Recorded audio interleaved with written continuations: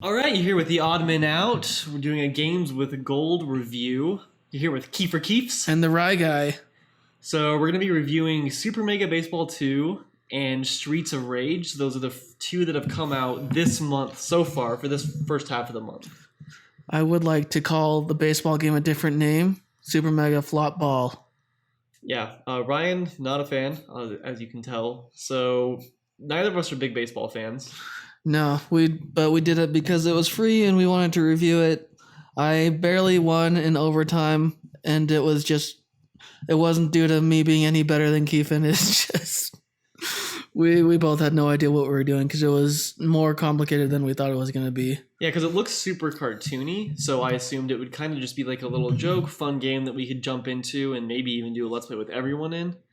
And that it could be kind of just be like an easy to get into fun game. It's actually really complicated, like tons of different things that you can be doing at all times, holding different buttons to steal bases to make sure that you're running with the right person, choosing the person you want to run with, throwing to who you want to throw to.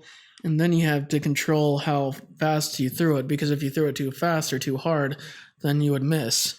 And you'd also have to throw different kind of balls to the other person and control where you throw it. Kind of. I think you can control it as it's going too. That's why you saw mine go all over the place. Oh.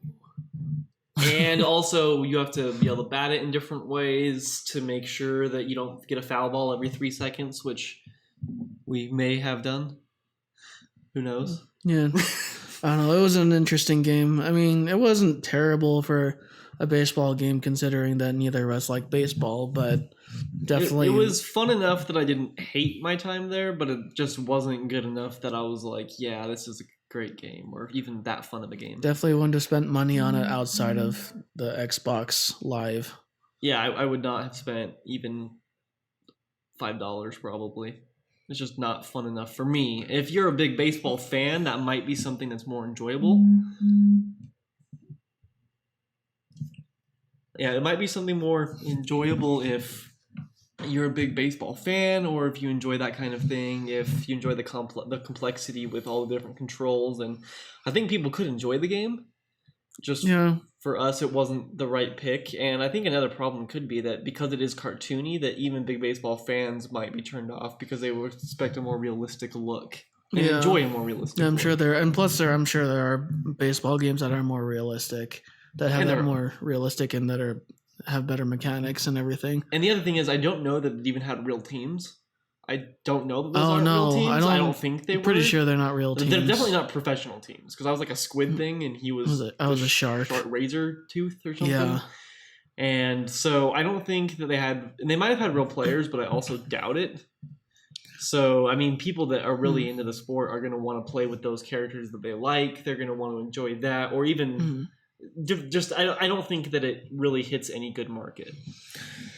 No, I mean, it would be good to take for like if you have a big group of people and you absolutely don't have any idea what to play, and it was free. So yeah, and it was free as long as you have Xbox Live. Yeah, I definitely wouldn't spend money, like I said, but the next game that we're going to talk about, we did have more fun with. Definitely would spend the $5 it probably costs outside of the Xbox Gold. That is called Streets of Rage. Yeah. Just your typical side-scrolling street brawler thing. It was you can only be 4 characters, so it's obviously something that they probably lifted right out of an arcade shop. I mean, it is an old Sega game, so I mean, I bet it is just exactly what it was back then. Like, I bet they may have just redone a couple little things for like the collection edition or whatever it is that we have, but and adding the save feature, which was nice, because I'm sure that in the Sega or the arcade, like, you didn't have the option to save it. You had to just keep on going until you died. Probably. So, and I mean, maybe if you had the Sega version, you could, but I don't know. It was a fun one though. It was a lot more enjoyable, I would say. Like, you could pick from 4 different characters, at least from the start. I don't know if you unlock more later on. I doubt it. Probably not. But right at the beginning, there's 4 different characters. They each have a little bit of difference in them. Like, you can have like a different special move. Using the special move will hurt your health a little bit though, so you want to use it sparingly. Which we noticed that going into the game because we both lost like 2 lives going in. We're like, why are we losing health so fast?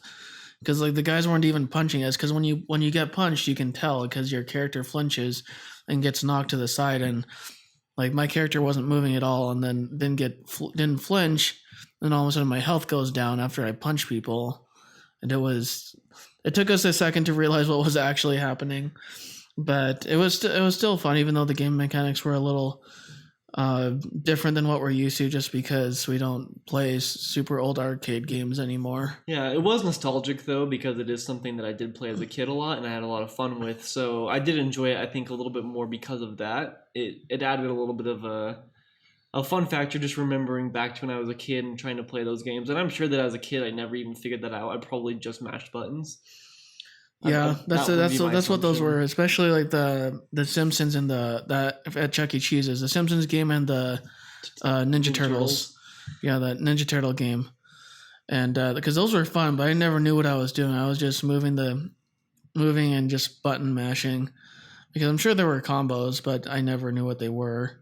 I mean, I don't even bother to memorize the combos on the controller, let alone a little joystick and Two buttons, yeah, or three buttons, three whatever it buttons. was. Yeah. Yeah, and so like those different moves, and then there was a little bit of difference, like I said, with the special moves. Like one person would shoot like a little Hadouken! Hadouken, and someone else would do like a spinny move, and so they each Break did, dancing. There's a break dancer. breakdancing. So they each had like their differences, and also the normal X move would be a little bit different as well. So Mhm. they had little bits of differences. I would say overall they were pretty similar play style. Yeah, I'm sure they all had a different, like the Max, like giant, the giant super buff dude.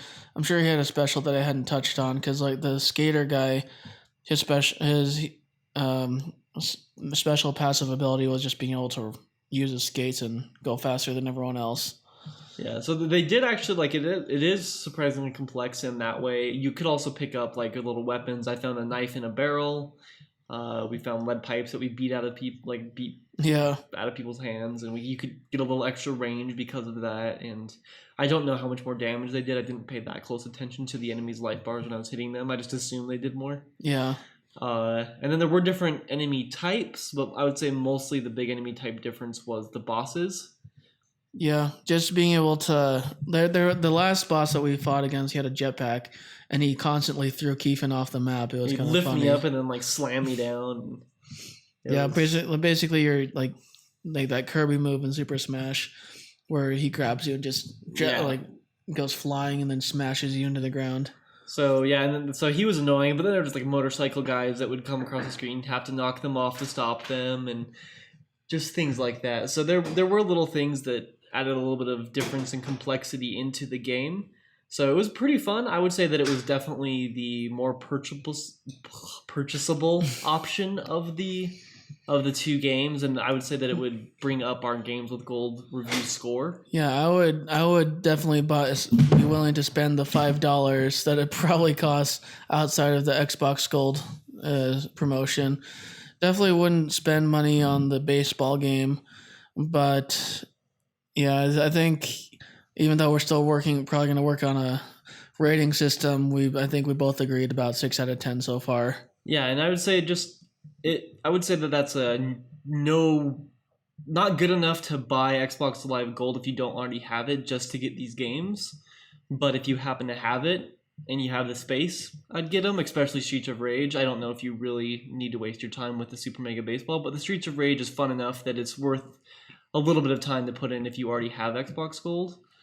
The real game that we're going to be excited for, and hopefully will bring up the score for this month's Xbox Gold review, is Metal Gear Solid.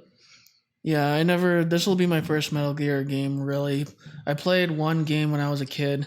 I just played it at a friend's house. I played like maybe 10 minutes, so I don't really have any experience with it. I am kind of excited to see if you can. I know since it's open world, maybe you can get into your box and scoot across like empty fields. I'm not but like, yeah, I'm really excited for it because I played the last one that came out. That was like a mini demo version, kind of. It was like an actual game, but it was just really small, a couple hours is all. I beat it, and I had a lot of fun with it.